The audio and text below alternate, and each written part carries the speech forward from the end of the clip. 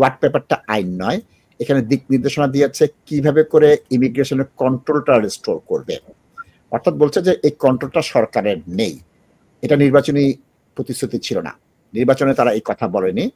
মাত্র এই গত 2 সপ্তাহ আগে নির্বাচনে হারার পরে, লোকাল নির্বাচনে হারার পরে, পার্লামেন্ট নির্বাচনে হারার পরে তারা এই নির্দেশনা দিল, এবং এটা রাজনৈতিক জালিয়াতি বলবো। লেবার পার্টি এথনিক মাইনরিটির ভোটে আসে, সবসময় এথনিক মাইনরিটির সাপোর্ট পেয়েছে, তারা এখন একটা রাজনৈতিক জালিয়াতি করছে।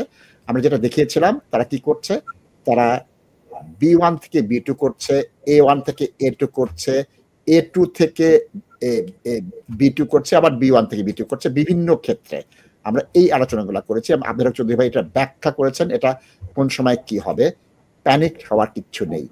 আমি বলবো আপনারা পড়াশোনা করেন। আব্দুল হক চৌধুরী ভাই প্লিজ।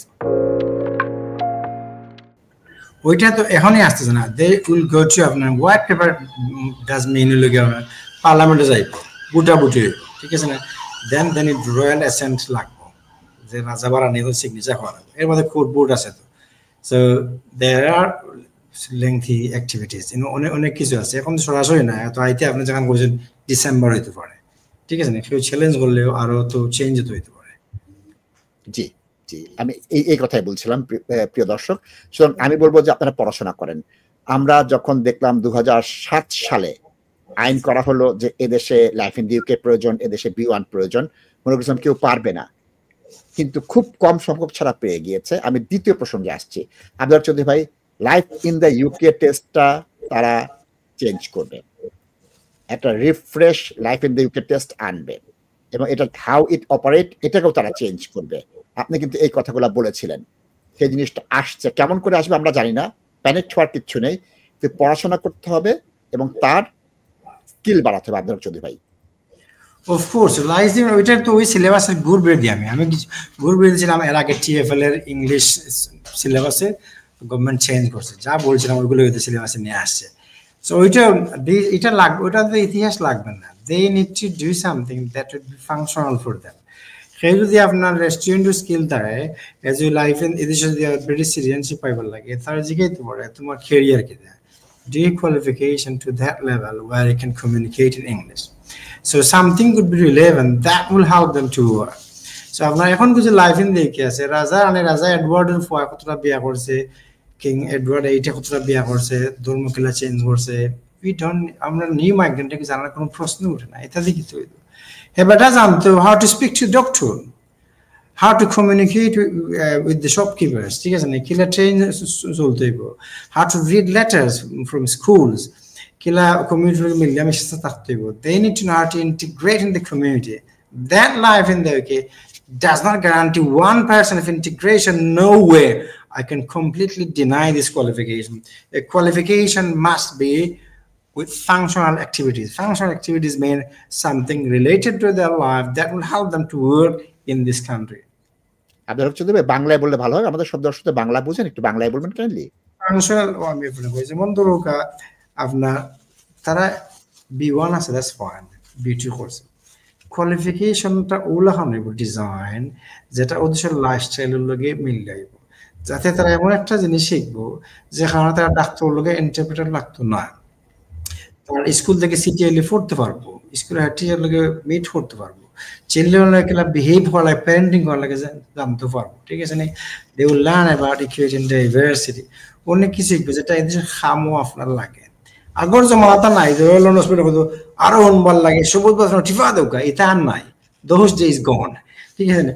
তো আপনার এমন একটা ইংলিশ লাগবে যেটা খামো আইব, life in the believe me it doesn't work at all, it's just waste of time for new migrant. Also, it's not going to help our nation, right? If somebody does not get a job after passing life in the UK, what's the point to give them life in the UK certificate? That's why always I'm telling, something has to be functional that will work for our people that are going to be a citizen in this country in the foreseeable future. That are Nizar family will contribute, but at the same time, they will contribute towards our economy, towards our nation. ঠিক আছে, আপনাকে সালাম দিই। আসসালামু আলাইকুম। ওয়া আলাইকুম আসসালাম ওয়া রাহমাতুল্লাহি ওয়া বারাকাতুহু। ভালো থাকেন। জি, আব্দুল হক চৌধুরী ভাই, আপনার মতে লাইফ ইন দি ইউকে টেস্টে কোন জিনিসটা বেশি আনা উচিত? Suppose Manohara, there could be different variant in the life in though. Forget about this name. I don't want even this name to exist.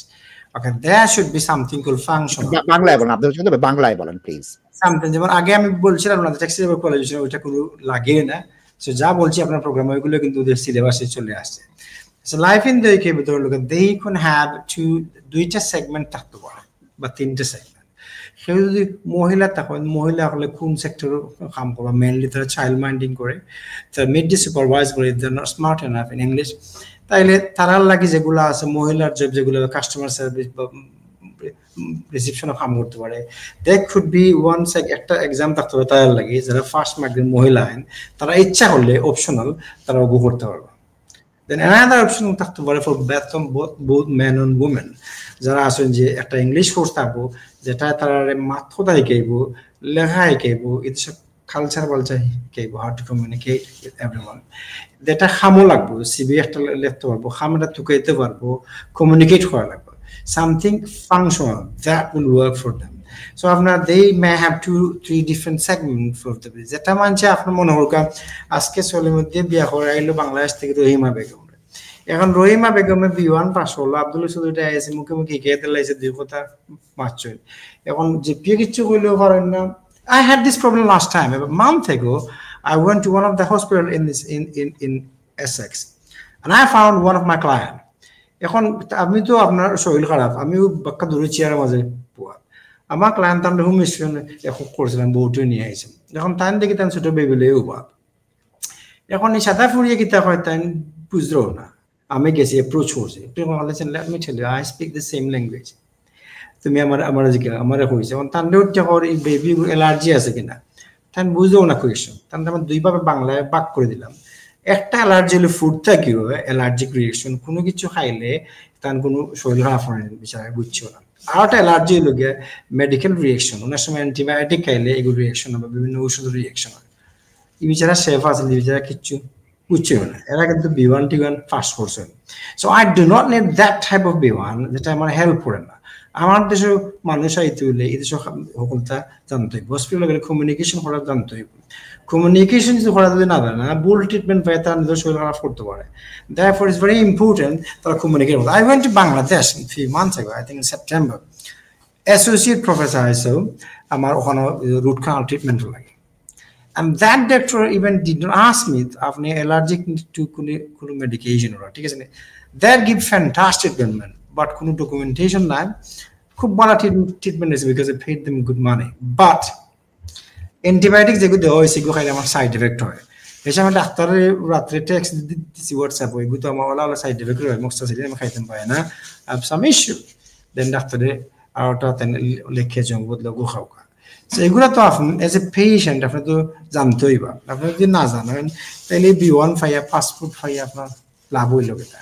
আর এই যে ব্রিটেন, আগর ব্রিটেন থাকতো না, আগর ব্রিটেন আসলে কি আপনার একটা মানুষ যখন খুব বেশি উপরে দিয়ে ওঠে তার মনটা অনেকটা সাদা সিধা হয়ে যায়। এই সময় এক সময় সুপার পাওয়ারফুল দুনিয়ায় শাসন করছে, তার ভিতরে হামসে বড় উই রাজা হে।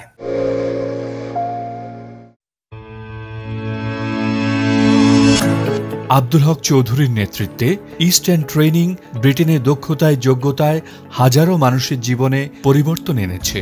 Isle A1, A2, B1, B2 এবং লাইফ ইন দ্য ইউকের জন্য আজই ফোন করুন। আপনার রেস্টুরেন্টে ফুড অ্যান্ড হাইজিন রেটিং 5 পেতে আমরা সাহায্য করি। Food safety, health and safety এবং ফার্স্ট এইডে রয়েছে আমাদের বিশেষ কোর্স। Eastern training, phone 0207 096 1188।